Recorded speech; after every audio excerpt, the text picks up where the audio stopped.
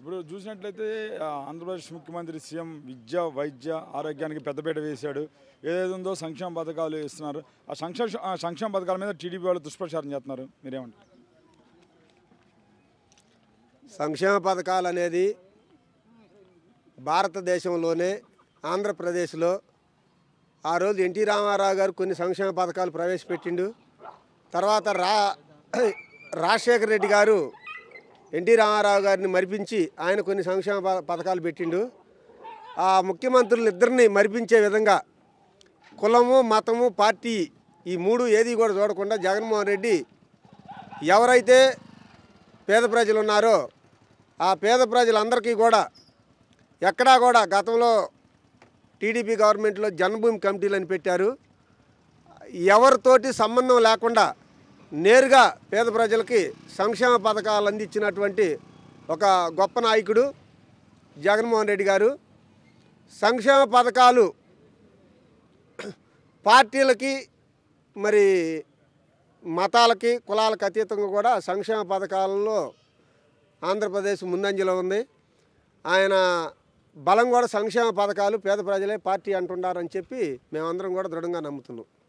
మరి ఇలా పథకాలు ఇవ్వటం ఎందుకు? ప్రజలను సోమరిపోతులను చేసేస్తున్నాడు జగన్ అని చెప్పేసి అన్నాడు చంద్రబాబు నాయుడు.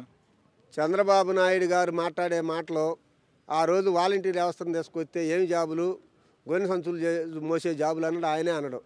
మళ్ళీ ఈరోజు ఎలక్షన్ ట్రెండ్లో ఆయన ఏమంటుండంటే మళ్ళీ అదే వాలంటీర్లు నేను కొనసాగిస్తాను అంటుండు. మరి వాలంటీర్ల కింద ఏదైతే ఉందో ఇప్పుడు మీ పార్టీ ఏదైతే ఉందో 5,000 గౌరవ వేతనం ఇస్తున్నారు. కానీ వాలంటీర్లు నెలకు 50 నుంచి 60,000 దాకా సంపాదించినట్టు నేను చేస్తానని చెప్పేసి చంద్రబాబు నాయుడు అంటున్నాడు. ఇది వాళ్ళకి ఇచ్చింది జాబ్ కాదండి. జగన్మోహన్ రెడ్డి ఇచ్చింది ఒక గౌరవ వేతనం ఒకటి, తర్వాత సోషల్ సర్వీసు.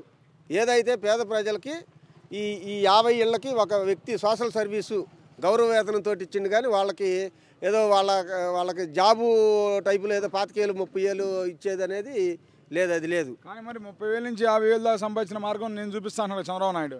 సరే ఆయన మరి ఏమన్నా సింగపూర్లో ఏమన్నా ఉండేమో ఆయన ఆస్తులు అవి తీసుకొచ్చి అమ్మేమన్నా 50,000 వేతనం ఇస్తాడేమో. మరి చూడాలి ఆఫ్టర్ ఎలక్షన్ తర్వాత ఏందనేది. అది మరి ఇప్పుడు ఏదైతే ఉందో ఐటీని తీసుకొచ్చింది నేను అందరికి వర్క్ ఫ్రమ్ హోమ్ కల్పిస్తాను, ఇంట్లో కూర్చొని ఉద్యోగాలు చేసినట్టుగా అంటున్నాడు కదా. ఇప్పుడు వీళ్ళంతా కూడా ఏదైతే చంద్రబాబు నాయుడు గారికి అనుకూలమైనటువంటి ఎలక్ట్రానిక్ మీడియా కానీ ప్రింట్ మీడియా కానీ అది ఒక బిల్డప్ చేసుకున్నారు. హైదరాబాదు అసలు ఐటీకి ఫౌండేషన్ వేసింది నేదురుమల్లి జనార్దన్ రెడ్డి గారు అని చెప్పి స్వయాన తెలంగాణ ముఖ్యమంత్రి కేసీఆర్ గారే ప్రకటించారు. ఇక ఆయన మరి మేము చేసామంటే ఇంక దానికి మేము సమాధానం చెప్పే కాడైతే మేము లేము. ఆయన చేసిందేమో కొంత కానీ పునాది వేసింది ఆయనే, నేను మొత్తం బిల్డప్ చేసింది నేనేనంటే అది ఏదో నమ్మశక్యంగా అయితే ఏం లేదు మరి.